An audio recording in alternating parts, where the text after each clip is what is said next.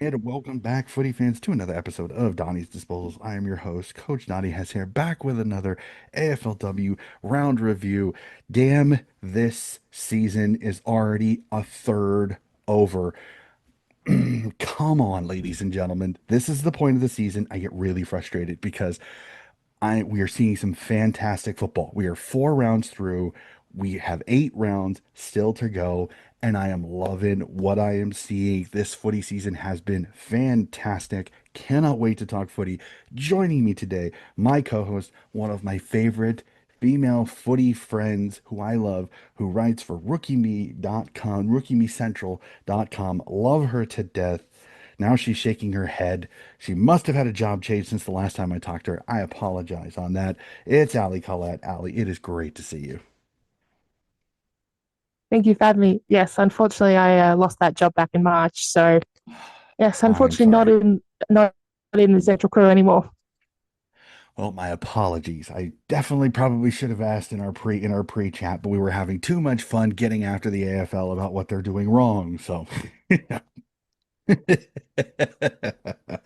just having some fun here. No, I love Allie to death. She is a wealth of footy knowledge. Absolutely love talking with her. And I know her D's are up and about. So she's got a grin on her face as she has it. So let's jump right into the footy. Let's stop beating around the proverbial bush here. Round four has come. It has gone. We've seen some fantastic football, some fantastic finishes. What do you think? Round four, your thoughts? Yes, plenty of interesting results, plenty of questions, I guess. And yeah, I hate that the season's a third gone already. The season is too short. I say this every year, but the season's too short. Yep. As soon as you start to fall in love with it, it gets closer and closer to the end. That is the problem with that. All right. We have 9 games to go through, and I know this first one will make her grin like a Cheshire cat as her beloved Melbourne Demons get a win over the Richmond Tigers by 37, 57 to 20. And the magician that is Kate Hoare again having another fantastic game, putting herself up in lights potentially for a best and fairest run. So I would not be surprised if she wins at least the club BNF, but if she makes a good run into the league BNF as well. But yeah, D's are back. I'm certainly not complaining, and there's another very complete performance. And yeah, happy days for those of us who love red and blue. Definitely, for sure. Taylor Hanks had herself a day out as well with another magnificent performance.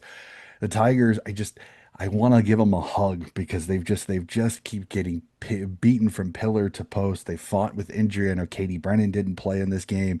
The midfield just has not fired a shot the way I thought they kind of would. So this has been a frustrating season for the yellow and black. Hopefully, they can get some things figured out, get some more players on the park, maybe get themselves righted before the end of the season, just to give a little bit of positivity. But the D's looked fantastic.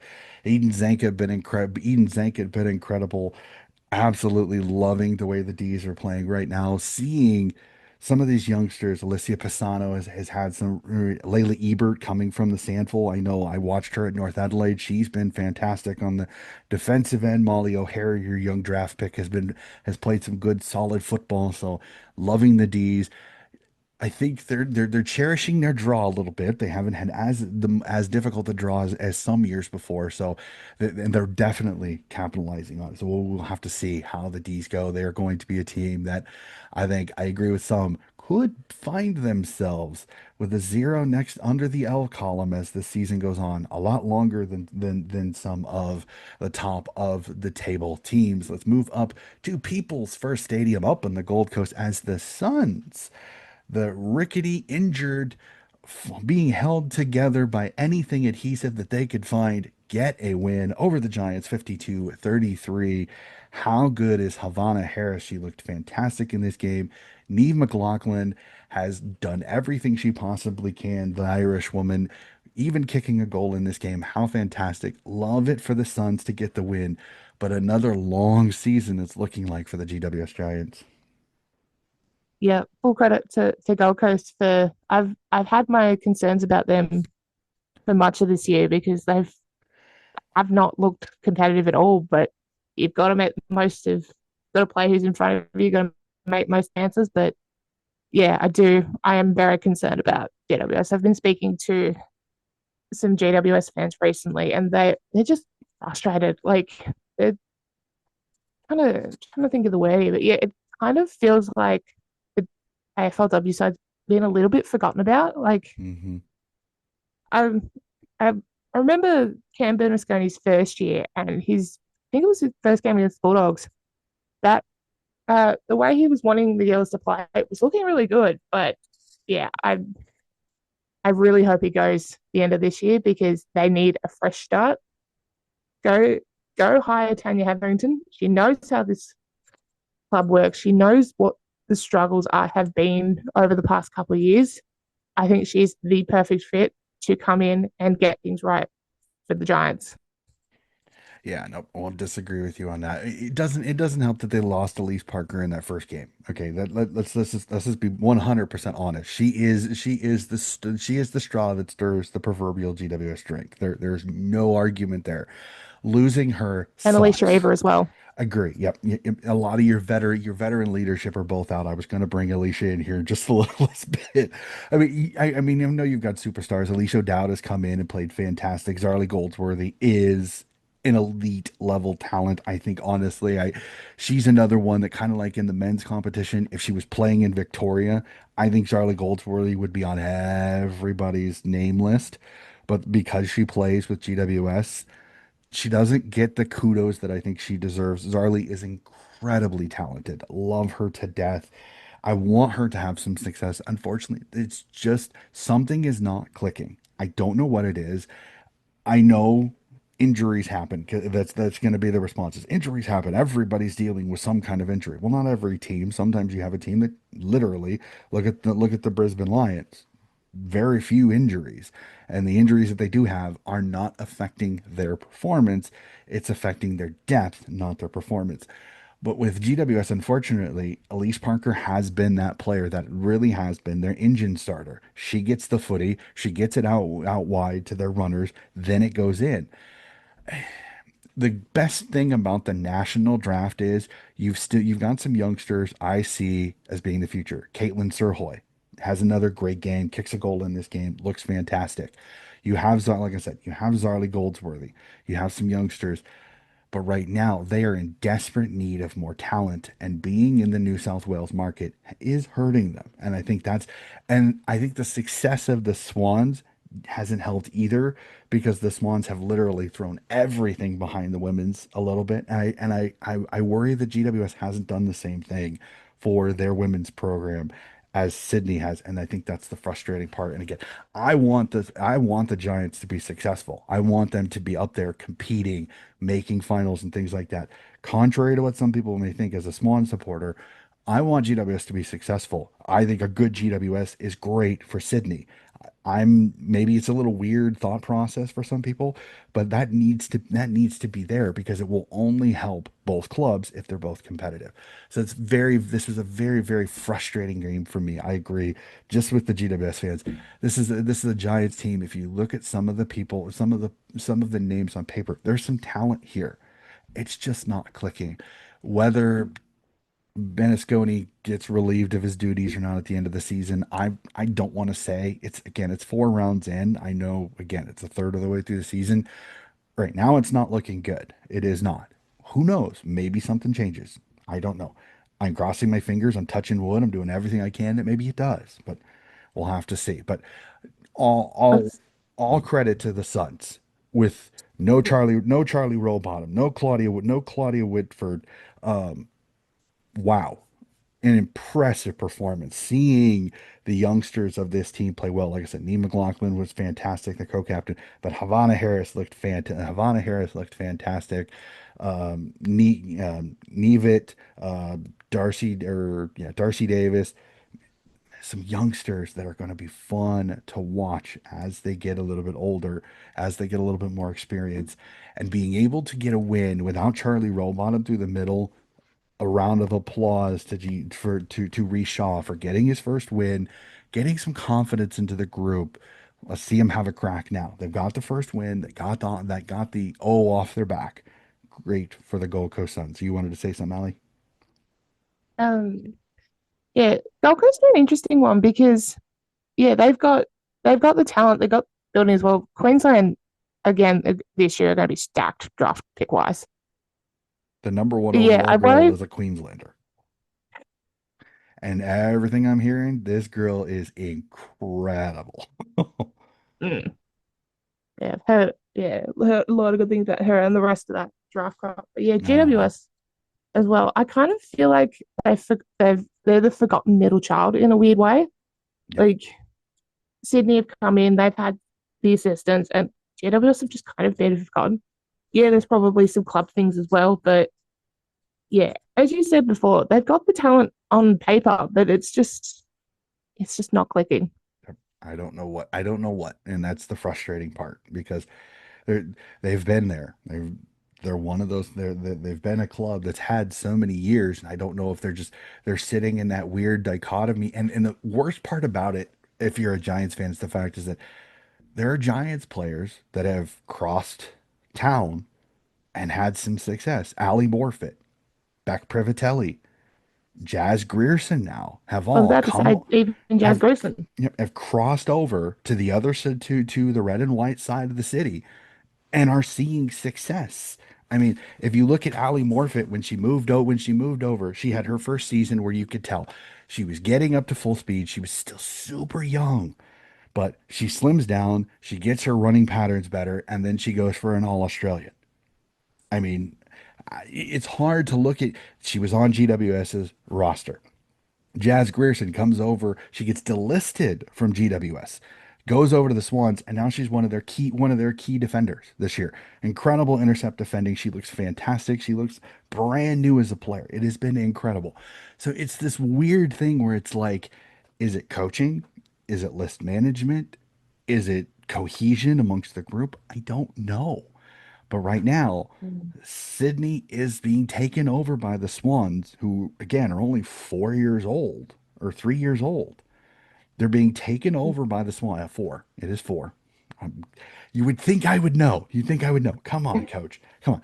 They're only 4 years old, but right now they are miles ahead of GWS, and that is frustrating both for GWS fans, but for the competition as itself. That a club that has so many more years of play are behind their local city's 4-year-old club.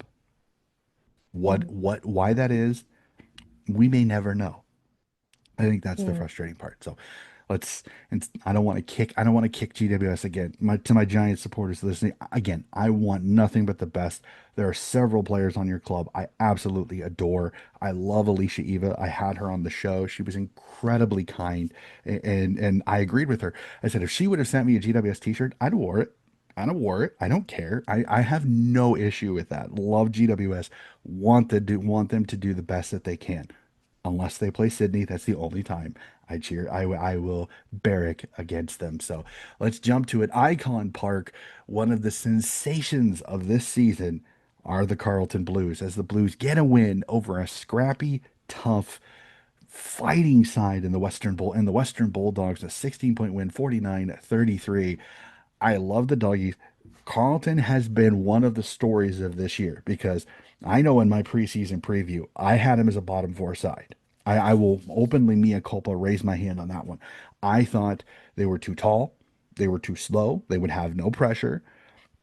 They have a lot of experience, shall we say, I'll say it that way, in some areas that I wasn't sure if the speed was going to be there.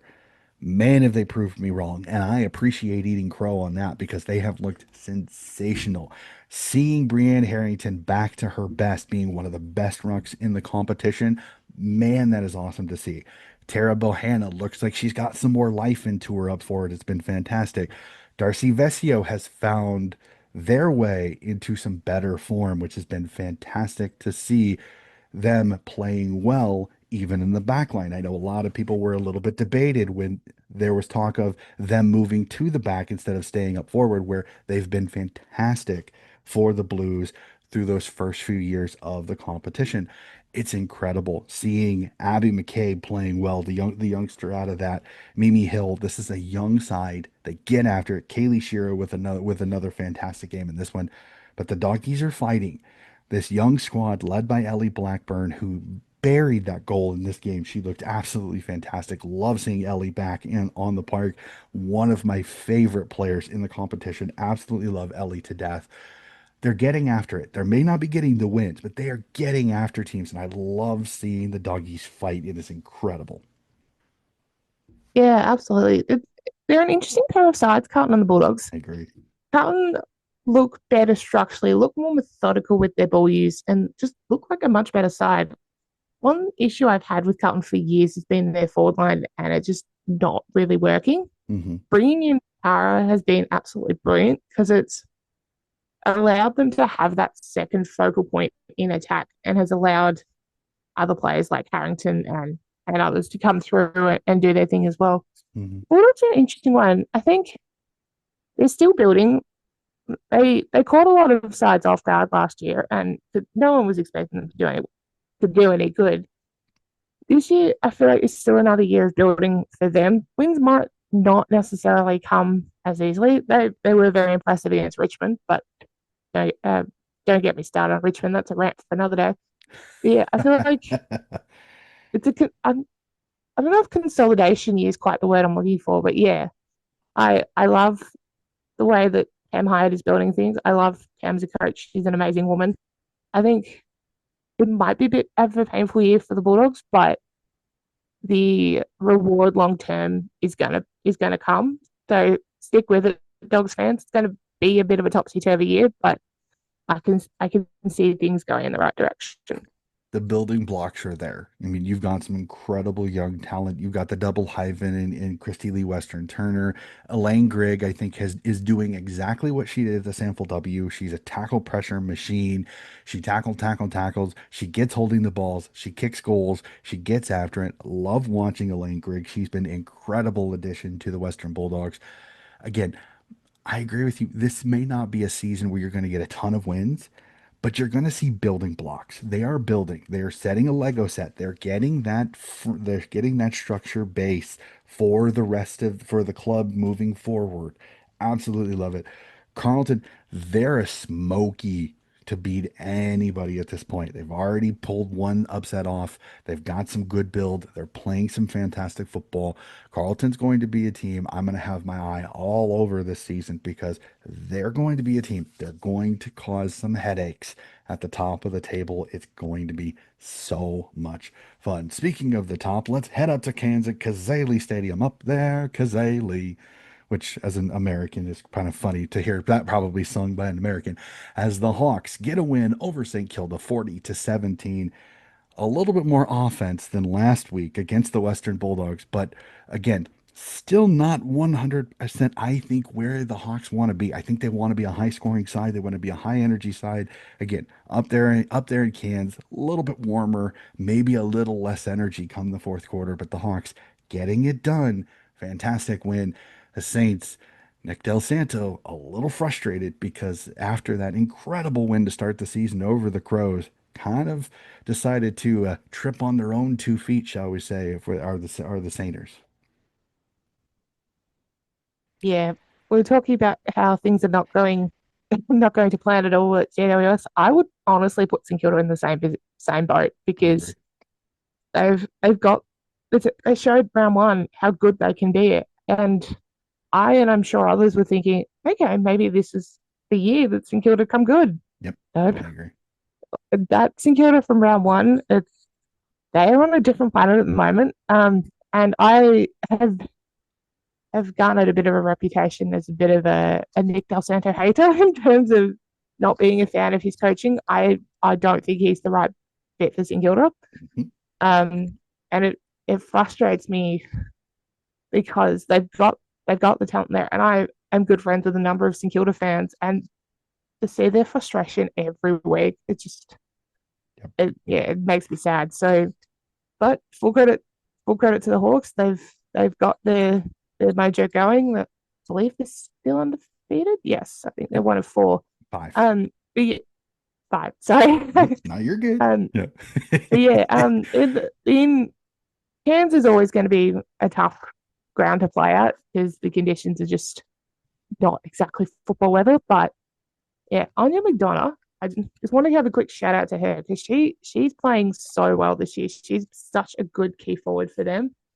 Yes, I think they're going to want to be more high scoring, but I don't think you can really. I think you can sort of take any game in places like Cairns and Darwin with a little bit of grain of salt in terms of the Agreed. scoring because it is warm and I've played footy in the heat and it's not fun. So Mm, mm, yeah, mm. Not fun at all. You were right. It is four. I forgot. I kept wanting to make Carlton undefeated, but they have lost one. So it's Hawthorn, Sydney, Melbourne, North are the four that are still unbeaten. No, but no, I'm 100% with you. I mean, trust me, I have ran a training, I have been in trainings where it's 35, 36, 37 Celsius. It is so hard to get your breath back no matter what you do. And the drinks of water, they feel fantastic, but you start to feel heavy because it takes forever for it to. So I'm 100% with you. The results up in Cairns sometimes are really kind of who can get going, because the fourth quarter is usually the crappiest quarter of football ever, because usually it's tired, it's dewy, it's wet, they're sweaty, it's hard to possess. There's so many fumbles come the fourth quarter because you're fatigued and all of that. So 100% with you on that one. I will join your bandwagon of I did not think Nick Del Santo was the right fit. He's occasionally, I will give him a little nugget of good here. He's occasionally shown some brilliance when it comes to a few tactics in a couple of games.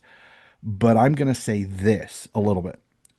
I'm almost kind of under the impression that maybe it was more of the Crows taking the Saints lightly in round one than it is the Saints actually beating the Crows. Because as we've seen, the Crows are a little bit more normal now. You're starting to see performances that are more Adelaide Crows, what we're used to, what the AFLW hard fans know. The Crows are a very good side. On their day, they can beat anybody. But over the last couple of years, because this team has seen a lot of facelift, as I saw in the first couple of games, there's only four players left from their triple premierships. Four. That's it. Everybody else has moved on. So this is a relatively new side. This is not the same Crows of seasons 1 through 6. Okay, it's not. Since season 7, half the team is gone. More than that, four left. This is a brand new Crows side. Many of them did have only had one premiership at the max. So I'm looking at it more of, was it more of the Saints catching the Crows by surprise? And it's not how good the Saints are, but how bad the Crows were. Because I remember reading my timeline after that game. Many of Crows fans were stunned. They could not believe the lack of effort, the lack of tackle pressure, the lack of execution under a Doc Clark side. Did not expect it at all. That might be the reason why we're a little shocked how St. Kilda's playing now, because they're playing teams that, if you look at it, should be inferior and they're losing to them. But they beat the Crows earlier in the year. So, again, I don't like questioning coaches. That's never been my style. But I am with you. I did not like the Nick Del Santo hire. And many a time, I don't think he understands women's footy as much as he leads on. And I think sometimes his game plan proves that he wants the girls to do things that either is physically unable for them to do, or just does not make sense in a women's game. So we'll have to see. Again, the epitome of that for me, not including Bianca Jacobson for the first 3 weeks. Like they played Melbourne in round, I think it was round two. Melbourne, notoriously tall forward line. You bring your best defender in, right? you They would they think don't have a lot of key defenders to begin with, and yet they leave Bianca Jacobson as an emergency. the only I thing do I not can understand. the only thing I can say is maybe she was having it. Maybe she was having, again. This is not me defending him, but this is me, the coaching mind here a little bit. So here's this. This is the only reason you're going to get pushback. We don't know what's happening at training. Maybe she had an injury. Maybe she had an injury and isn't fully 100%. Maybe she's still I fighting don't believe some. it was an injury issue. From what I've been Okay, told, I all right, and that's fine. wasn't an And injury issue. I'm again not trying to make excuses. Maybe it's a form thing. Maybe something. Maybe it was a Maybe it was a discipline thing. Maybe he got on her. Maybe they got into. There's something. There's a rift there. I'm throwing at the wall. Okay, I'm not again not defending you. I'm just trying to say that it sometimes it's not that simple as just put her in. I don't know. Maybe things were working really well in the off season without her in the back line, and maybe that's.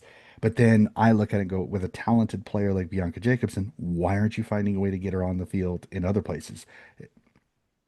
So that would be the And like retort she's never to that. never Go ahead. and like she's never been a big disposal getter, and you don't No, have she's to not. be Yeah. in Bianca's position. It's just her calming presence, her composure behind the ball is absolutely massive for a side like St Kilda. Yep, yep, I 100% agree with you on that one. So let's move on. We'll move south of Cairns down to back to New South Wales and Sydney as the Swans get an impressive 25-point win over the Freo Dockers, unfortunately extending the Dockers pain streak to three consecutive losses. This was a game. It was a roller coaster game for the old ball coach because Fremantle jumps the Swans at the start, kind of gets the lead. The Swans kind of go, no, no, no, no, no. That's not how we do it here at Henson Park.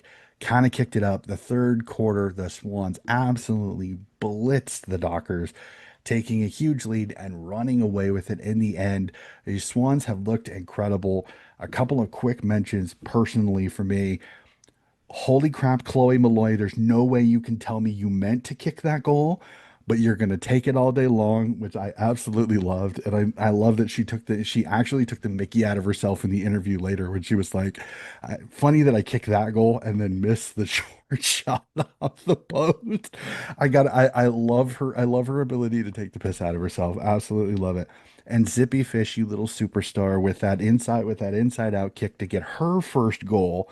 An AFLW play, absolutely incredible for her, especially wearing the Indigenous jumper for her to absolutely snap that worldy of a goal. Absolutely incredible for Zippy.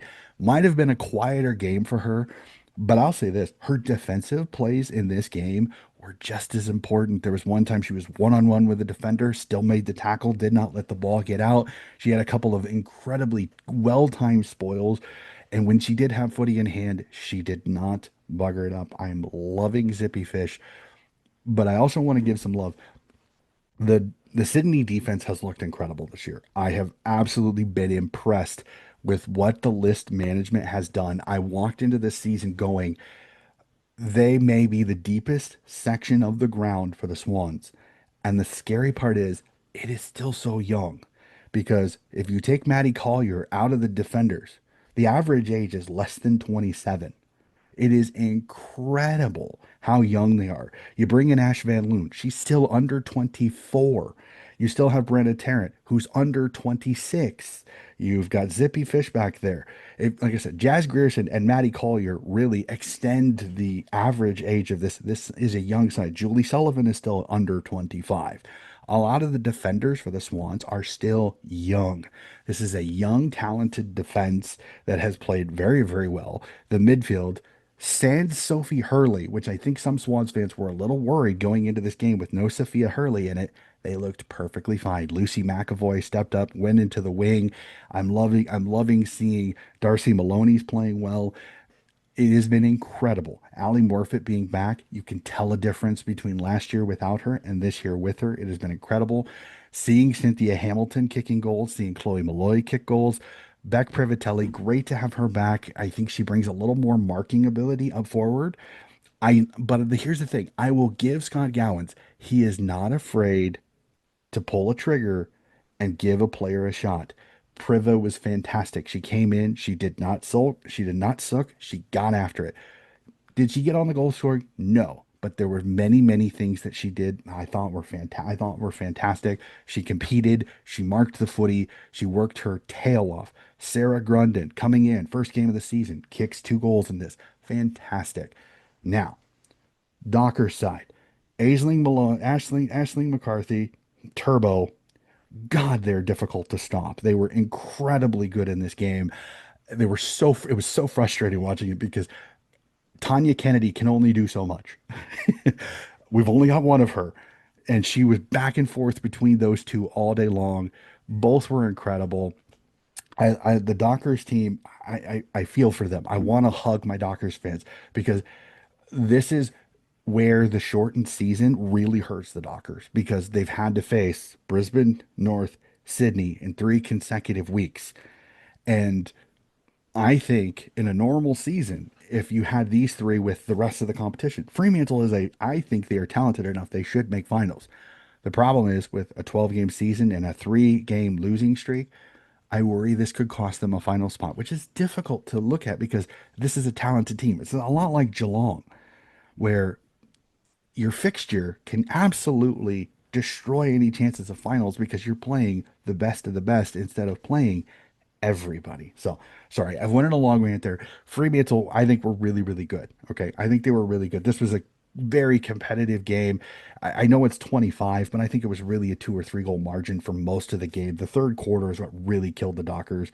Giving up 5 goals that quarter, only getting one behind, really put them behind the 8 ball. They fought their tails off in this game. All rep to the Dockers. They did fantastic. The Swans were just a little bit too clinical in front of goal towards the end. And how good is Henson Park? I mean, seeing all the red and white, seeing all the people watching women's footy, another 4,586, I believe, was there again, proving why I think the Harbor City has really attached to the Swans and really are showing up for the women's side. Cannot wait to see how the rest of the season goes. But again, as the red-hatted Donnie here, loving the Swans. I think they've looked fantastic. They've looked incredible. I'm loving Scott Gowans as the coach. The list build has been incredible.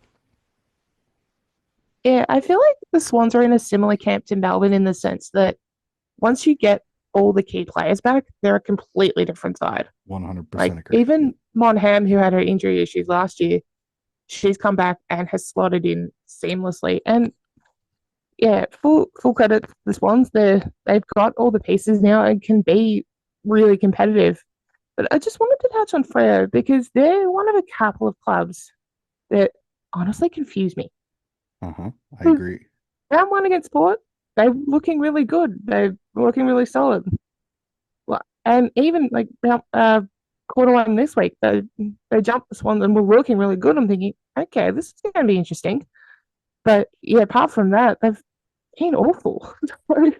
I I don't know where to put them at the moment. It's a little bit of the opponent too. Like most Mm, teams this year are going to get smashed by North Melbourne. Let's just be honest. The Brisbane smashing I think was the most shocking because Brisbane had put up points, but they've never smashed teams like that normally. They'll get a 30-point win, but getting a 60-point win, whew, that's not something Brisbane mm. normally does. I'm not saying Starcevich pulls his players back, but for some reason, Brisbane sometimes has lulls in the game, which they kind of keep lower opponents sometimes in and around. So I'm not going to sit here again. The Dockers, the biggest issue that they're running, their fixture is an absolute murderer's row. Like I said, Brisbane, North, Sydney.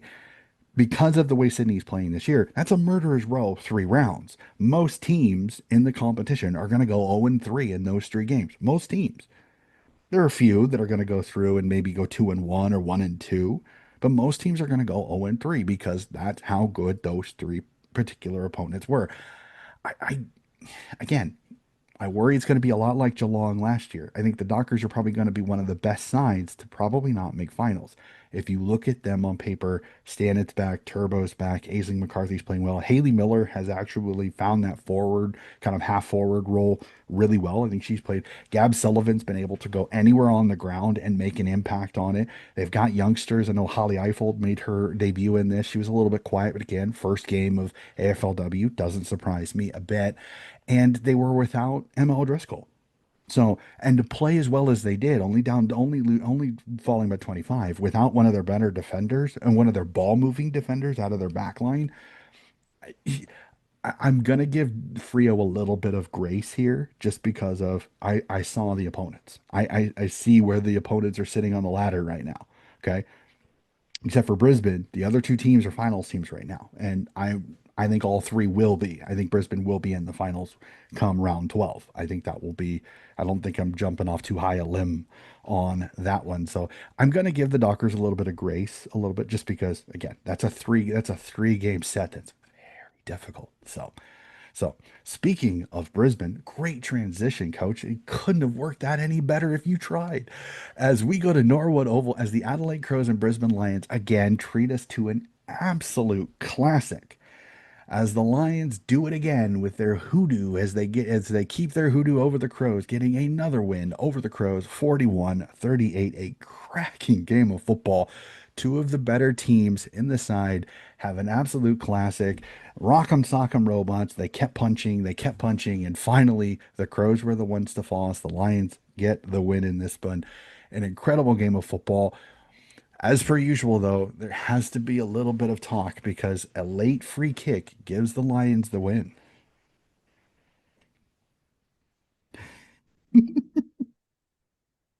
Uh-oh, she's muted. I don't know how that happened. I don't know why that happened, but she's muted. Okay, so now that we've had fun with our computers, I think we've got it all figured out. Allie is back. So, okay, Brisbane Lions get the win, but a little bit of controversy as a free kick helps the Lions get the win. And now she's muted again. Attempt number two on this. So, all right, Allie. Again, Brisbane Lions get a win, maybe a little controversially. Yeah, it was a very interesting final, I would say 5 minutes of the game because that that free kick was controversial, but then Brisbane coughed up a 50 of their own and Adelaide didn't capitalise. I do not understand why they went sideways with that kick instead of deep into their forward line, but Brisbane, I think, are an interesting side as well. We were talking about Adelaide not being as invincible as they had been in previous years. I don't think Brisbane are either. I agree. Yes, they're both very good sides, but I don't think they're as unbeatable as they have been in previous years. Yep. Brisbane, their two losses this year, I think one of their key issues is not taking their chances in front of goal, which Mm-hmm. they did do on the weekend. But yeah, they're an intriguing side at the moment. Interesting to see how like if they can build on what happened on the weekend or not. But yeah, I was informed of a very interesting stat heading into the Adelaide Brisbane game. The head to head ledger is a lot more lopsided than I thought it was. Brisbane have won like 10 or 11 of the 14 times they've met, which is quite ridiculous. Yeah, you wouldn't think. You'd think these two are relatively close, but for some weird reason, Brendan Starcevich has just he's had the wool over Doc Clark a little bit, and I think it's more of the build. I think Adelaide was built for the early years where it was contested. It was a lot of contested footy, where Brisbane is kind of capitalized over the last probably few years because of their run and their ability to spread and use speed because as the last few years have gone on, I think the Crows haven't caught up with the speed of the game as much as say a Melbourne or a Melbourne or a North Melbourne or a Brisbane because they're getting quicker, they're getting less contested and more worried about getting into space, kind of capitalizing on the new brand of football as we've seen, especially in the men's competition. You're starting to see it infiltrate into the women a little bit. Is that you have to have that runners off the halfbacks, the good kicks, the you may have one contested beast, but you don't need more than two because after that you're slowing your team down to win contested footy that a lot of times the ball's going to be into space after it once you hit a runner then it's all run and that's what Brisbane is really good at. So no, again, I'm 100% with you. I think these are the two of the big three that many people talk about, North, Adelaide, and Brisbane. These are the two that have the most flaws. North, thinking about it, probably has the least amount of flaws when it comes to it. Brisbane, we've shown Carlton found a way to beat them. Hawthorn found a way to beat them. Adelaide lost to St Kilda in that first game. Both these sides, again, I think they're coming back to the pack. I know a lot of people are looking at it. Well, look at North. They're undefeated in the last 16 games. Yes, But also look at North's roster. Emma Carney only has so much longer. Emma King only has so much longer. You've got you've got Wright, you've got Ferguson, you've got a lot of players that Libby Birch. They're not going to be in the league much longer. I'm not wanting them to go. Trust me, that is not my message here. My message is that if you look at the big teams, the Brisbanes, the Adelaides, the Norths, their rosters are older. Their rosters are more mature. I'm not going to say old because mature. There are more players closer to the end of their careers than the start. Where if you look at rosters like Port Adelaide, Hawthorn, Sydney, Essendon, Fremantle, Gold Coast, those are the teams that honestly, if they can keep their cores together, those are going to be the big teams in the next 5 years because those teams are going to be hitting their peak right about the time when North, Brisbane, and Adelaide are going to be losing some of their best players because Father Time is undefeated. That's just the way it is. Eventually, these rosters will flip over. So it's going to be fun. I love these two playing. There's nothing better than watching these two get after it. Doc Clark and Brandon Starcevich both are incredibly good women's coaches. They have really good squads. So much fun to watch. Nothing better than a sunshined Norwood Oval for these two teams to get after it. Absolutely love it. So let's head back to Melbourne, back to Arden Street, and another North Melbourne whooping as they beat the Collingwood Magpies by 45, 58 to 13. The Roos doing what they need to do, the Pies surviving a game against what is hard to argue is the best team in the competition so far. Yeah, absolutely. It's kind of the inevitability of North Melbourne at the moment. Like they're not I'm not 100% sure how you stop them at the moment because they're just so strong, so stable, and have got such talent in every position on the field. Yeah, Collingwood, they took it up to Melbourne last week. Fair play to them, but kind of feels like they were brought back to earth a little bit this week, having to play North. But a bit like the Bulldogs. It's gonna be a tough year for Collingwood. They've got to take the chances, take the moments to get success when they can. They're going to be few and far between, but if you maximize the positives and minimize the hard times, I guess, for want of a better phrase, it can create a good building block and foundation for future years. No, no, 100% agree with you on that one. And you've got some youngsters. Ash Centra, I think she's building. I know some people are like, well, look, why isn't a number one overall doing? It's again, she's on a side that has they're having to kind of fill holes. I know Bree Davy really hurts. Britt Benici is fantastic. She's doing everything that she can. Ruby Schleicher coming back from her concussion. She looked very good in this one. So there's good building blocks again. I will shout out to Lucy Cronin. I know she was literally in her backyard every second. She again for such a youngster, she's so calm, cool, and collected. Love her game. She's going to be another fantastic player for the Pies over the next few years. Cannot wait for it. The Roos just are the Roos. They're just so deep, and no Jazzy Gardner in this game. That's the scary part about it is that they didn't have Jazzy Gardner, and they still put up 58 points. But when you've got Ash Riddell, Emma Carney is starting to look like Emma Carney now that she's kind of had a couple of weeks back. Kate Sheeler, when you get additions, Blaheem Bogus come in and played really well. The Irish woman there, Vicky Wall has come back from her Gaelic season and actually hit the ground running as well. Eiley Sharon in this midfield again, like if the rich couldn't get any richer. Hey Richmond goes, hey, would you like Eiley Sharon? Ugh.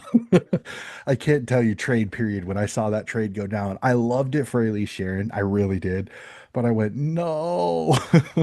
Because I'm like, the You rich weren't the only already. one. I was so confused by that. I'm like, what are you Oh, yeah. doing, Well, Richmond? You've you've lit. handed North your arguably your second best player because Yeah.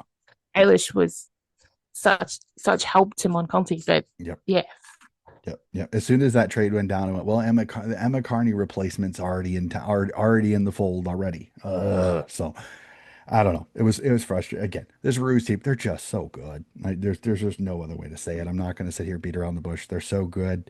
Can they go undefeated again this year? Literally watching them, yes, I think they can. Will they? We'll have to see. I don't They know. of the undefeated teams left. They play Hawthorn and Sydney. They don't play Melbourne. Yep, yep. And make of So that what you will. it's the way it got. Well, again, and they still have Brisbane and Adelaide still to come, and those have always been tough physical matchups. So who knows? Maybe you see an upset like that where you see a Brisbane or an Adelaide who struggled a little bit earlier in the year find a way to pull off the impossible, as some people might say. I don't think so. I think this North team again, they're so good. They're going to have an off day for several players for a team to really have a chance to beat them, and who knows whether that will happen or not. So let's go down to Windy Hill, where we were treated to an incredible game as the Prospectus Cup dawns another season as Maddie and Georgie go at it, and Georgie gets the chocolates as the Cats get a 31-point win, 58-27. Unfortunately, the Essendon Bombers, zero in the loss column, goes bye-bye, and the Cats get their first win of the season. Again, a lot like Fremantle, I feel for Geelong here because their fixture has not handed them anything easy, and they get a big win over the Bombers here at Windy Hill. Yeah, full credit to Geelong. They took the most made the most of what were not exactly ideal conditions. Very very windy windy hill, living up to its name for once. Literally. Um, yeah, Geelong are an interesting one because they coming into them they were not a 0-3 side, if that makes sense. Like I I know. remember Agree. round one against North, they were really impressive and took it to the Roos for three quarters and then just weren't able to finish things off. So Yeah. yeah, full credit to Geelong. Ashling Maloney impressive again. Jackie Parry impressive again. Yep. Michaela Bowen, I feel like she's a little bit underrated in the broader Agree. talk of the league because Agree. she's so reliable. Gets it in, gets the goals, gets the ball out, and does so much for Geelong in attack. Nope, 100% with you on that one. The Cats, when Sydney played them last week, you could tell that this is a much better side than an 0-2 record. They were a much better side than an 0-3 record into this round. And again, I was a little questioning on Essendon. I thought they had a little bit of an easier draw, and it showed a little bit. The Cats just too good in this one. Again, the Sparkus Cup was so much fun. Seeing Georgie and Maddie get after it, so much fun. Love seeing it. Again, I love Aisling McCarthy. I think she's been incredible. Jackie Perry was great. I agree with you. I think Michaela Bowen is probably one of the most underrated players. Georgie Rankin down back. No Claudia Ganjaka and no Meg McDonald, and the defense holds them to Yeah, 27. I gotta give the Cats a lot of credit on that one because when I saw Meg McDonald was dropped, I'm gutted for Meg because Meg is a staple of this entire competition. Incredible class personified. And no, and then hearing Claudia Ganjaka as a laid out, and I went, uh-oh, that could be for a long day. But man, did they come up very, very good down back. I gotta give the Cats a lot of kudos on that one because I did not expect a defensive masterclass that they pulled on the Bombers, holding them to only 27 points in an entire game of football. and Essendon are pretty strong markers, particularly in attack. Yep. So yeah, when I saw they dropped Meg McDonald, I thought, how are they doing? Meg is not your problem.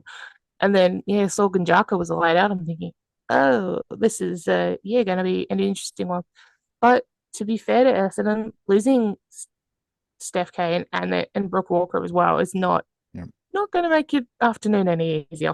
Yep, no, 100% on that one. Let's move out. Last game of the round, Mineral Resources Park, and a little bit of your D's heart had to warm with joy as Daisy Pierce leads her Eagles to a 19-point win over the young Port Adelaide Power again. This is a game.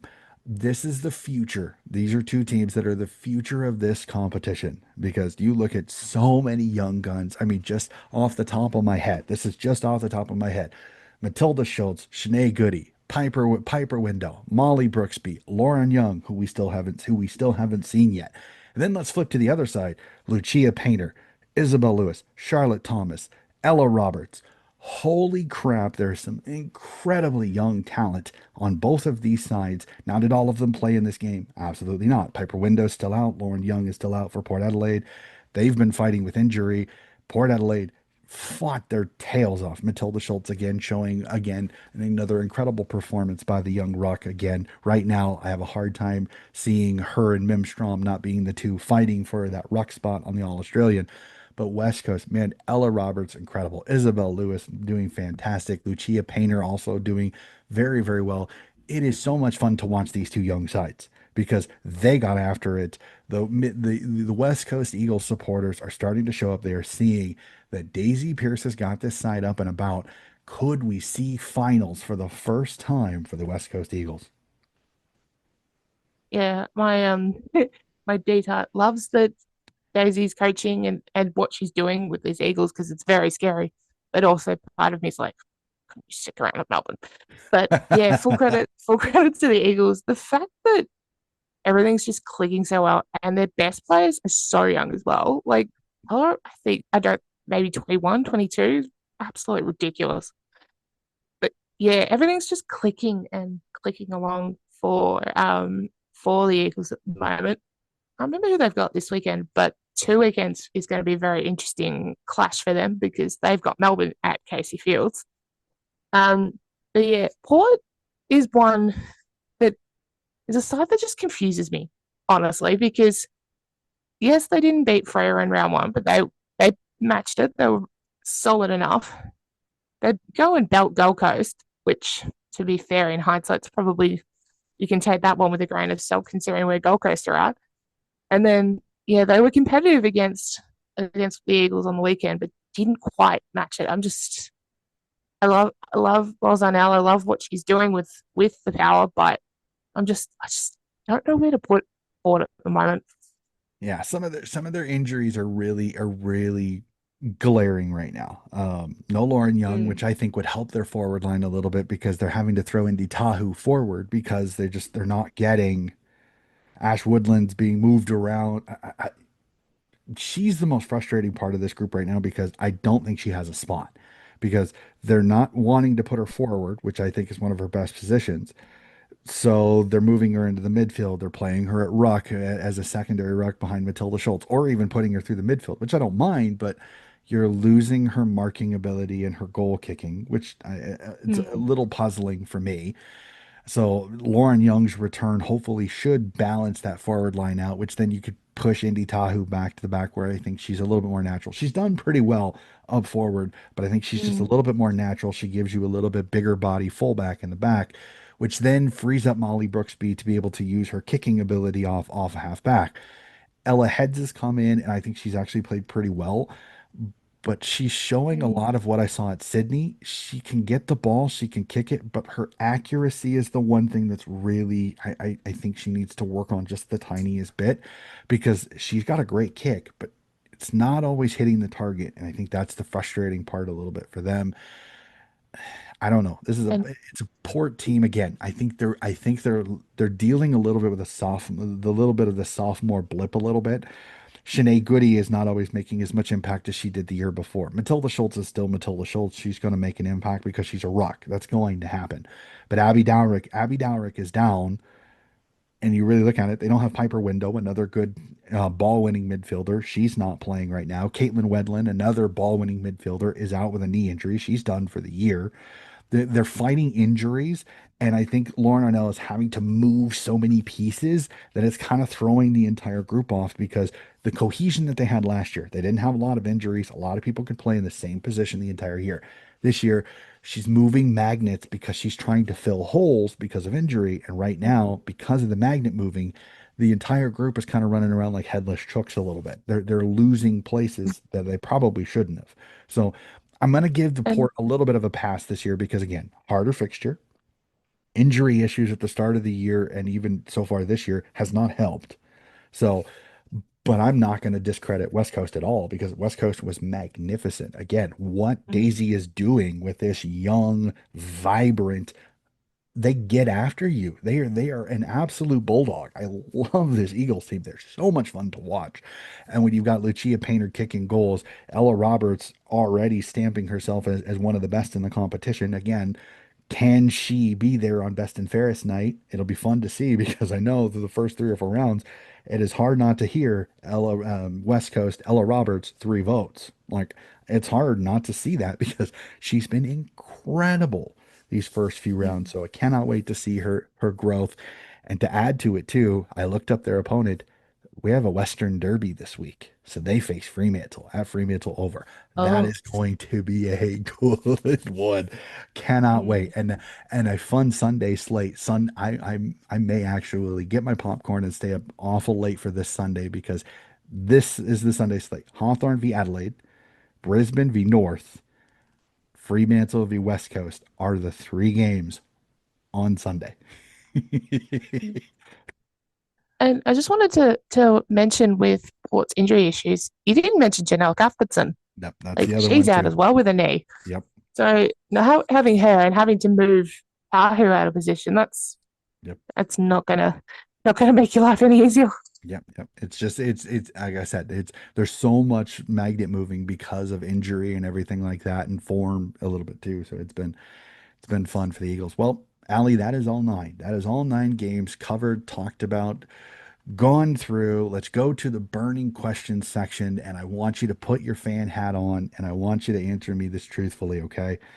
Because I've already talked about it at least once on the podcast, and I don't like talking about umpiring, but we got to discuss it. We are 4 rounds in as a fan. What are your true feelings on the new interpretation of holding the ball? Still as confusing as it ever was before. It's just I've adopted this mantra when it comes to trying to not lose my mind about umpiring the AFLW. Consistently inconsistent.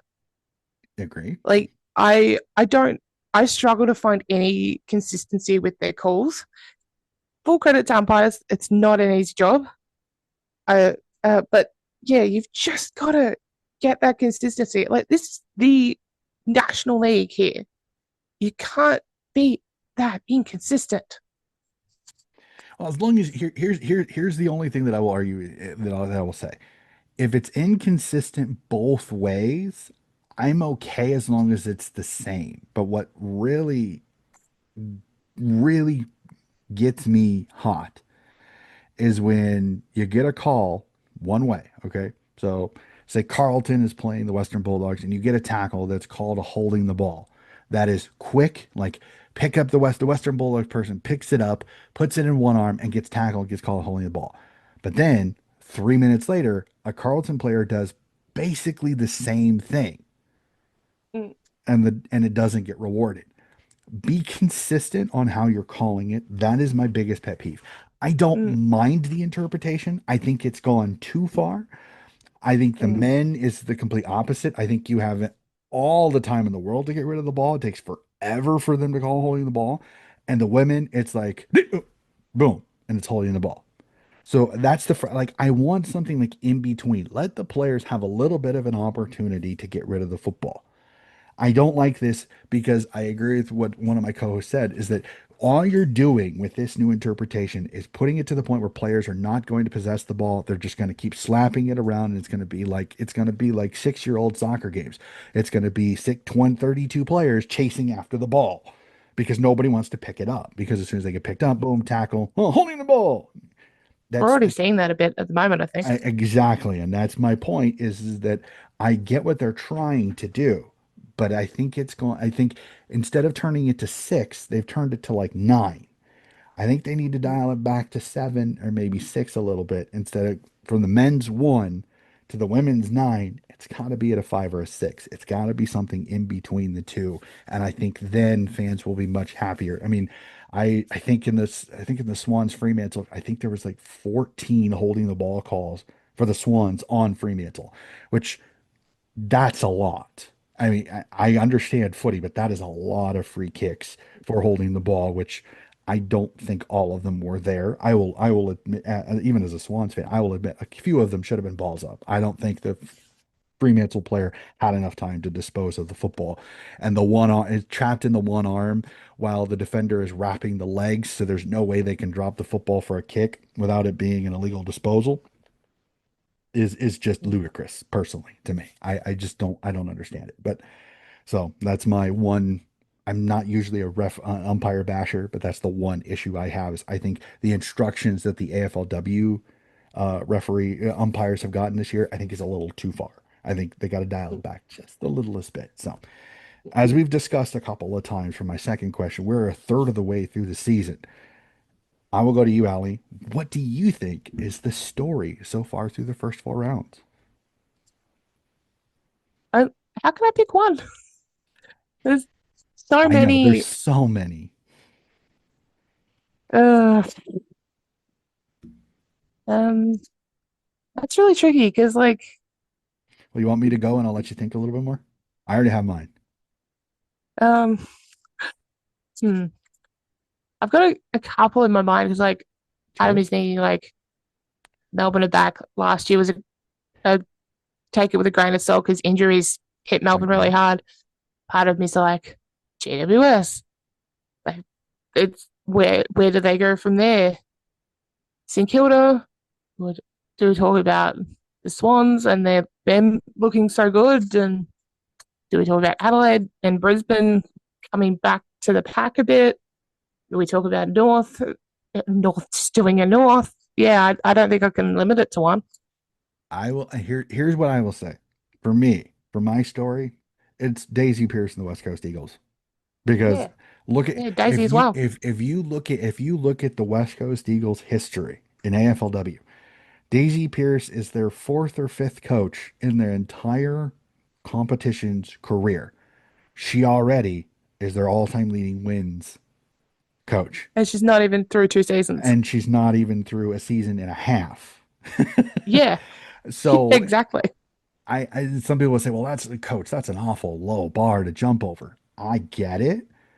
But as much as West Coast has struggled and in their time period in the AFLW, for them to get a coach that instantly has legitimized the club on the women's side. And again, I will take this shot and I know some people, the West Coast Eagles have handled their women's program atrociously. Let's just be honest. Atrociously. I mean, we had the controversy a couple years ago with the indigenous jumper, and then the coach opening his mouth and literally inserting his foot, athlete's tongue, here you go. The West Coast Eagles hiring of Daisy Pierce finally, for me, has legitimized the West Coast Eagles as an AFLW legitimate club now. They were literally not taking it seriously. I know that may offend some West Coast Eagles fans, but let's just be honest. Their hiring were crap. They were not giving the women of the West Coast Eagles the entire attention that they deserve. Hiring Daisy Pierce has finally made me go, now you're taking this seriously. Thank you, West Coast Eagles. Thank you for doing something you should have done from the beginning, and that's take the AFLW seriously. Daisy Pierce has legitimized you. I know it may offend somebody. I don't care. Story for me, West Coast Eagles, Daisy Pierce, they have wins. They're already a team I'm talking about on this episode. They have a chance for finals this year. First ever time for the West Coast Eagles to make finals. And really, it's hard to argue. Ella Roberts, Daisy Pierce. Hard to argue that those two have not been the most impactful people on the West Coast Eagles side. If you twist my arm too, you have to put Carlton there too. That would be my second one. Nobody, my co-host and me in the preview thought Carlton was going to be a bottom four side. I thought their list build was going to be horrible. I thought they were going to be too tall. They were going to have no pressure. They were going to have no speed. That they literally were going to depend on kick mark football. They have proven us wrong. I will take my crow and enjoy it because I love seeing Carlton be successful because they're a club. If you look at it, they've been literally they've been gutted and deboned so many times during expansion where their best players have went places. I know you're a Swans fan, coach. One of them went up to your team. I know that, but I want Carlton to be successful. I want them to do well because They have that rich history of being one of the originals. So seeing them successful, I love it. So for me, those are the two stories. West Coast Eagles, welcome to the party. Thank you for finally joining us. And Carlton showing that maybe their list build was a little bit better than some people thought at the start of the year. So those would be my two stories of the season. So I will let you have your red and blue moment here, Allie. As the D supporter that you are the D's back as a legit flag contender this year? Short answer? Yeah. Long answer? You kind of need to take last season with a grain of salt I because, agree. yeah, it was a disaster by Melbourne standards. Didn't make finals for the first time in however many years. Hmm. But that's the thing, though. You Melbourne had so many injuries, and the injuries were to key players.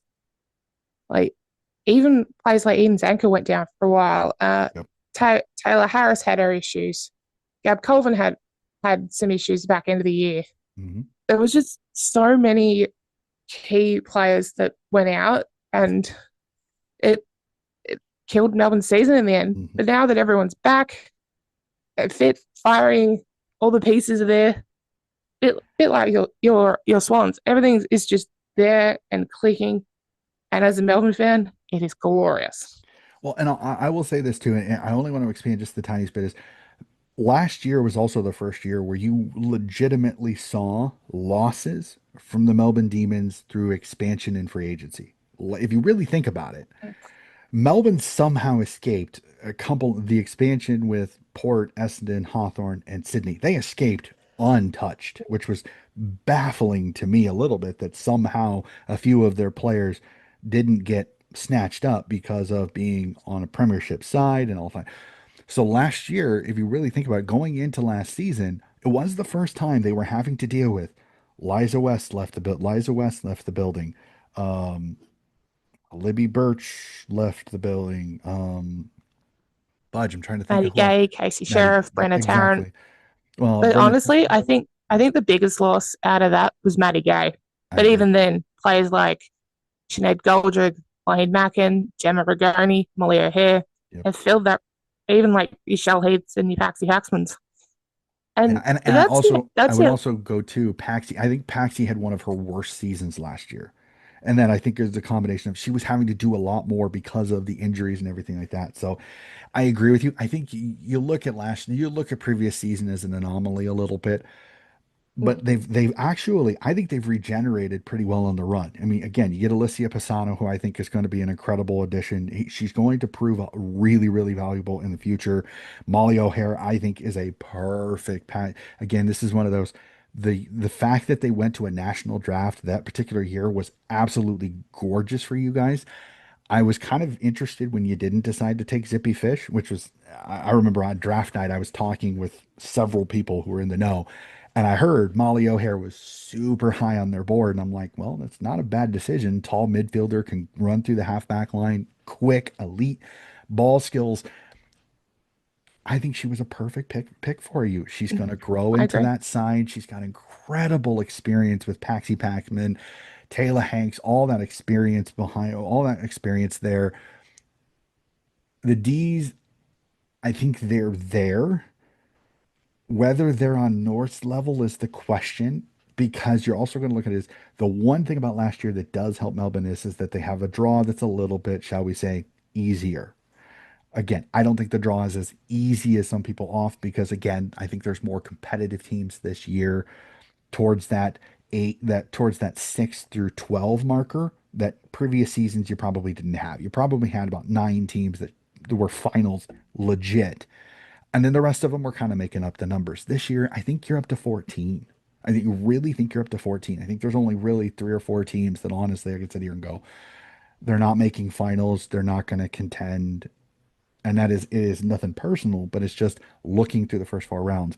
I think we can put a line, I think we can pretty much put a line through Gold Coast, GWS, and Richmond. I think we can already put a line through those 3.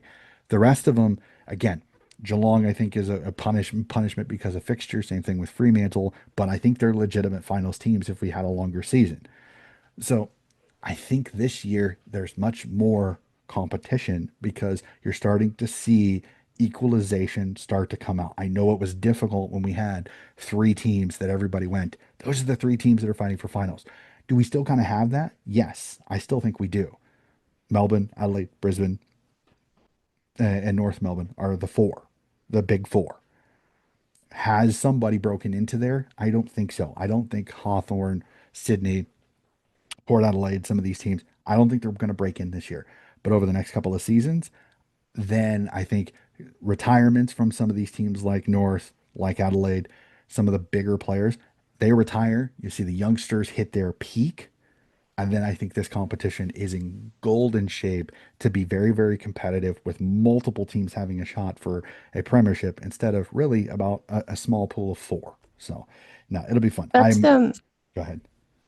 I was just going to say that's the other thing about the benefit of last season being a bit of a disaster results wise for Melbourne is it has allowed the bottom end of the list to get decent game time and Agreed. gain the confidence and actually become a lot better players. You look at your Georgia Campbells, your Georgia Gulls, even Soraya Taylor as well has really come in leaps and bounds, particularly this season when key defenders have kept getting injured. So, and an interesting point was made to me by friend of the pod, Nikki Clare, the other day. Hmm. Melbourne are blooding the youth to an extent that sides like Adelaide and Brisbane aren't really doing, Hmm. which is only going to help the D's in the long run. Yep. Yep. Nope. 100% with you. So I think Adelaide is bleeding a little bit more. I mean, you've got girls like Brooke Bolio, Indy Rashid are starting to come through. So I think I think Adelaide's starting to bleed a few more youngsters. Brisbane is the one that I think this last year, a lot of their bottom part of their list got picked off because you're seeing players leave the Brisbane Lions because they're not getting game time because their best, all due respect to the people at the bottom of the list, but they weren't at that level of the Brie Conans, the Nat Gryders, the Jade Ellingers. So you saw clubs go, hey, if you're not playing at Brisbane, why don't you come join us? I mean, you look at you look at players like Lulu Puller that left North Melbourne and joined Sydney. Look at how well she's playing up at Sydney. So you're starting to see players that they're talented. They were just on really talented lists. They're going to other sides and they're showing why they're AFLW talent. So again, this is going to be so much fun over the next. I think the next 5 years are going to be so much fun because you're going to see some of the top four start to come back to the pack, and you're going to start seeing teams rise up the rankings to the point where you're going to have five or six teams fighting for the flag, which is only going to make the parity of the league that much better. I mean, I'll say this: Sydney's season last year gave us Zippy Fish. And I think Zippy has been an incredible addition to what I thought was already a really good side. You add a elite ball mover in Zippy Fish, and we've seen the fruits of that labor.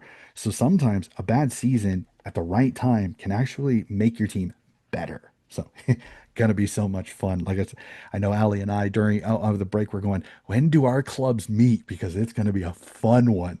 When the D's face the Swans later in the year, I think it's going to be incredible. Not only is it Brenna Tarrant's first time playing her old side, but it's the first time for both clubs meeting each other ever in AFLW. Too late for me. I think it has to happen a lot more, but come see, come saw. So that is it for burning questions. We will jump to team of the week. I'm looking at my clock. I'm sorry, Ali, this is running a little long. I don't want it to be later, so I'm going to go really, really quickly. Team of the week for the women. We'll start on the fullback line. We have Serene Watson of the St. Kilda Saints and Chelsea Randall of the Adelaide Crows. Welcome back, Chelsea. It's so good to see you continuing to be the magnificent footballer that you are. On the halfback line, I'm going to tuck Neve McLaughlin here. I know she's been playing more midfield, but I want to put her in the halfback line because that's where she tends to start. Courtney Raleigh of the West Coast Eagles and the one and the only Zippy Fish of the Sydney Swans will be on the halfback line. Through the middle, at the ruck, we have Ailish O'Dowd. Again, the Irish ruck woman has been fantastic for GWS, one of the few bright stars on a team that has really struggled. On the wings, we have Jamie Britton of the West Coast Eagles and Megan Fitzsimon of the Melbourne Demons. Through the guts, we have Georgie Prasmarkas, the winner of the Prasmarkas Cup, Liza West of the Hawthorn Hawks, and Kate Hoare of the Melbourne Demons. Along the half forward line, we have Isabella Lewis of the West Coast Eagles, Geelong's Aisling McCarthy with another incredible game, and Cynthia Hamilton of the Sydney Swans round out the half forward line. The full forward line, you got to have her, Jack DePie of the Gold Coast Suns, and Jackie Perry of the Geelong Cats round out the full forward line. On the bench, defender Isabel Bacon kicks her first goal as a defender. Gotta put you in the team of the week. Maddie Prasparkas of the Essendon Bombers is my midfielder. My rock is Brianne Harrington of the Carlton Blues. My forward is Anya McDonough of the Hawthorn Hawks. And my utility, welcome back Turbo, as Kiara Bowers is my utility for this particular team of the round. Really quickly, Ali, thoughts on team of the week? Yeah, very strong lineup. I just wanted to shout out Megan Fitzsimon because she's a fascinating character and is someone who's I think isn't 100% consistent. I agree. But she's building and she has her Yes. moments and yeah, can stand up when needed. Yeah, and her and Eliza McNamara have, I think, have been fantastic on along the boundaries and the wings for you at Melbourne. I think then, like I said, if you want to, you can push Molly O'Hare to as a wing with her speed and ability in the space. Again, Melbourne has an embarrassment of riches at times, which is so much fun to watch them. Like I said, I get a kick out of watching them, not only because I have wonderful friends that are supporters of the club sometimes, so I have to keep track of it and regale you when I reach out and be like, hey, how good are the D's? So it's always so much fun. So let's get to it. We will end the show as per usual, tipping. I know we're early in the week. I know injuries haven't come out. I'm a little interested on this in the injury report because I know I saw pictures of Ali Morfitt with ice on her ankle. So I hope she'll be good to go for this week. So we'll start off. Speaking of Ali Morfitt, we go to Victoria Park in Melbourne as the Collingwood Magpies host the Sydney Swans on Saturday afternoon. Your thoughts, Swans, Pies, who do you like? Yeah, it's going to be an interesting one because on paper Sydney should get the job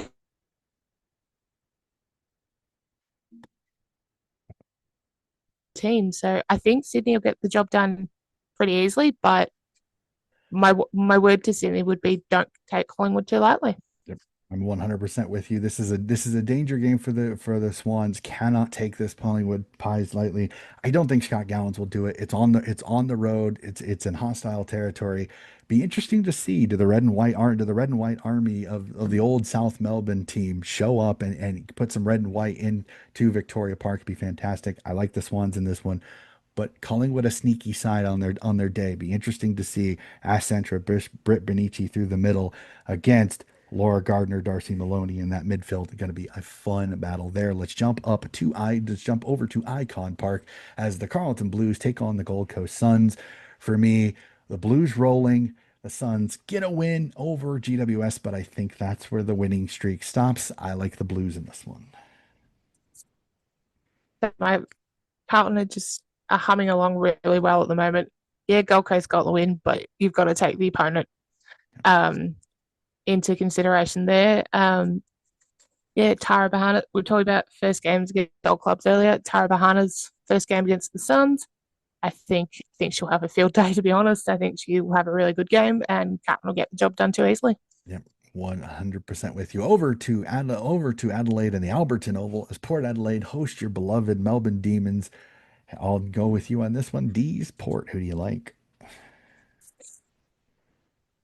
Biases aside, I think Melbourne should get the job done really easily. It'll be interesting because it's the first time the two have met in a proper match for points, but it's not the first time the two sides have met. Mhm. Hopefully, I'm hoping as the Melbourne fan we come away with less injuries than we did last time we went to Alberton. Because last time when Melbourne went to Alberton, Liv Purcell got her face injured. Thankfully, Liv, not thankfully because Liv's out, but yeah, I think it should be a very interesting game because there isn't that history there. I think Melbourne and Two good should get the job done easily, but yeah, I hope things are a lot less stressful than the last time we played a side down the bottom of the ladder. Yeah, D's looking solid. D's looking solid. Road trip is always a little bit tough. Alberton's not an easy place to play. I think the D's just a little bit too much talent. I think their midfield is going to overwhelm. Abby Dowrick is good, but I just haven't seen many other extras. It'd be fascinating to see Lauren Pierce versus Matilda Schultz. I think that'll be a fascinating drop. I think the D's just a little bit too much class when it comes to it. I don't know if anybody can take Kate Hoare out of the game, and Kate Hoare can flip a game on its head. I like the D's in this one. A fun one up in the nation's capital in Canberra as Manuka Oval hosts the GWS Giants versus the Western Bulldogs in this one. I'm going to tip the doggies in this one. No Elise Parker. Ellie Blackburn starting to kind of find her form. I like the doggy scrappy side. I think the dogs get this one done. I'm hoping the Giants give it a good old fashioned hot crack, but I worry the doggies just a little bit too much. The annual Giants versus Bulldogs in Canberra game. Yep. They seem to play each other in Canberra every year. But yeah, I'm with you. I think dogs are a little bit inconsistent at the moment, but they're building and they're a lot less concerning for me than the Giants are at the moment. So yeah, I think the Bulldogs should get it done Yeah. easily. Using the word you just used perfectly for this particular for this particular transition is the inconsistent cup as Essendon take on St. Kilda at Windy Hill. A fascinating one. Who do you like in this one? Yeah, talk about inconsistencies. Far out. I think I still think Essendon will get the job done. There's a reason they were 3-0 heading into the weekend. St Kilda frustrate me honestly because Okay. I think they are capable of being the side they were in round one. They just haven't shown it for 3 weeks straight. But I think Essendon should be able to get the job done.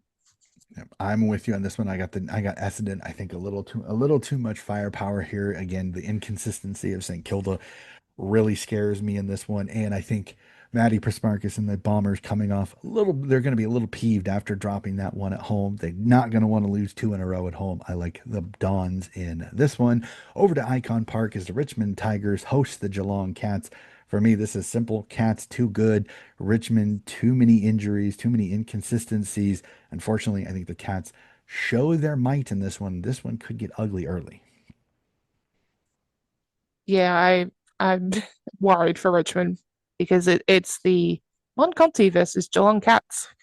Yeah, I feel like Mon's trying to do a one woman show at the moment and it's just not getting the support that she needs. But yeah, as we were talking earlier, Geelong are a better side than was it 1-3 now, and I think with with all their midfielders going well, their key targets going well. Interesting to see if Kunjaka and Meg McDonald come back. Mhm. Honestly, I don't think they need. Well, I don't think they need to bring them both back because Richmond don't really have the key targets there.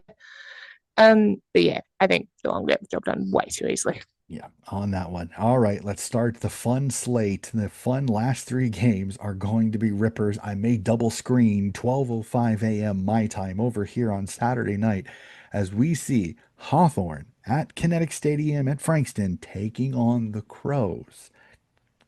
Who do you like in this one? Yeah, this is going to be a fascinating one, isn't it? I think Hawthorn haven't quite hit their strides yet, but they play Kinetic Stadium well. It's a pretty unique ground, pretty unique conditions down at Frankston. Honestly, I think I'm going to tip Hawthorn. I don't think Hawthorn haven't quite hit their strides, but Adelaide just don't seem. I'm not as confident they can be as consistent as they have been in previous years. If that makes sense. Nope, I 100. I'm gonna say it like this, and this is gonna be a little bit of a weird take for some people, but I'm gonna make it make sense. I'm gonna tip Hawthorn because of who's coaching them and what connection he has. Hawks play like Brisbane. Adelaide's bogey team is Brisbane. Hawthorn plays exactly like Brisbane do. They're a run team. They like to use speed. They like to move the ball quickly. Kinetic Stadium is a little bit of an interesting one when it comes to it. I'm not sure how much the Crows have played, if the Crows have ever played at Kinetic Stadium. So that'll give Hawthorn a little bit of an advantage when it comes to environment. I think the Crows lack of consistency. Hawks have been a little bit more consistent. They just haven't scored. But for the most part, their game style has been the same. They just haven't been able to score. I know that Dougie's game was in my opinion was an outlier in many ways because that isn't the normal Hawks. A combination of a scrappy doggy side and crappy conditions usually is a leader to that particular one. I like the Hawks in this one. I just the style that the coaching staff that came from the pretty much is a Brisbane disciple. Adelaide's biggest bogey team is Brisbane. I like the Hawks in this one, but it should be an absolute cracker. And at the same darn time, Brighton Homes Arena up in Ipswich, up in Queensland, as the Lions host the undefeated North Melbourne Kangaroos, the rematch of the grand final. Can the Roos do it again, or do the Lions get a little bit of revenge off the loss in the grand final? Yeah, an intriguing one because on paper, North do it easily. They know how to beat Brisbane at that ground, and Brisbane have kind of I don't let a blueprint slip of how to beat them this year, but grand final rematches are totally different beasts, Agreed. and sometimes season form doesn't always translate to these matches. I'm still going to tip North because I can't see anyone beating North at the moment. Mhm. But yeah, I think it should be a very interesting game. Literally you took everything I was gonna say right out from underneath, pulling the rug out from underneath me, Ali. No, I'm just kidding. I'm 100% with you. Grand final rematches usually go to the team that loses the grand final. Almost always. Very rarely does it not happen. And when it does, it's usually close. Okay. Two, on the road, North Melbourne being tested early in the season. They really haven't been challenged that much. Sometimes when a steep increase in opponent sometimes can catch a team that's been undefeated a little bit off guard. I'm with you. I'm tipping North, but I'm saying it. Brisbane are 100% into this with a mighty crack because Starcevich, he's got so much motivation he can get into these girls. This is the team that beats you. Live off that, feed off that energy, that fire of losing a grand final to the same team. You get him at home. Brighton Homes Arena is going to be up and about with all of the fans to watch this. This is a perfect situation for an upset. Still tipping North, but it's gonna be a cracker. Like I said, I'm angry because this one and the Hawks, Brisbane and the Hawks LA game are on at the same damn time. Damn it. So, and then last but not least, rounding out, like I said, the Western Derby, Fremantle, West Coast Eagles at Fremantle Community Bank Oval, the Fremantle Dockers home field on this one. I'm going to tip the Eagles only because the Eagles are playing better footy. I think Fremantle is still they're licking their wounds, and they'll have come cross country from Sydney back home to the West. West Coast Eagles have been lounging at home because their last game against Port Adelaide was at Mineral Resources at home. I think the travel fourth quarter could be big for the West Coast Eagles. I like the Eagles to pull off the road win. Yeah, I don't think Freo are going to. I think West Coast are going to win this. I think things are humming along very well at West Coast at the moment. The way Daisy's got the team playing is really good, but also really consistently good, which Agree. has been a bit of an issue for them for however many years before Daisy came along. Yeah, the fixtures hasn't been kind to Freo, but I don't. They're just a bit all over the place at the moment. So it's going to be a tough game. Western derbies always are, but yeah, I think West Coast should get the job done too easily. Yep, absolutely. So, all right, Ellie, that is it. That is all 9 games tipped. We have gotten through this. We've fought through some fun, some mic battery issues. Ha ha ha. So we have to have a little bit of fun. As per usual, Ellie, it is always fantastic to sit down and talk footy with you. It is incredible to sit down and chat. Thank you so much again for hopping on the podcast, and it is always incredible. Thank you for having me. Awesome, awesome. Ladies and gentlemen, that's going to do it for this particular round review and this particular episode of Donnie's Disposals. Again, if you like the way this old American talks about footy, covers footy, please like and subscribe, share with your friends. We're always looking for more people to keep an eye on the podcast. I try to keep it as simple as possible to have some fun. And I will say it now, we're still early. Keep an eye out on the socials because I'm reaching out because I'm starting to get together my off-season supporter series. I've got a fun little off-season supporter series brewing currently right now. As I was talking with Ali before, I think I've got 15 supporters set up. I'm only in search of three. I will announce what the off-season supporter series is here in the next few weeks as we get closer and closer to the end of the women's season, so I can start getting some names and everything down for that. So keep an eye out. A little tease on that. A fun off-season supporter series again to get us through the long summer months down in Australia, the long winter months for me up here in the US. So that'll do it for another episode of Donnie's Disposals, and we'll be back with more footy coverage very, very soon.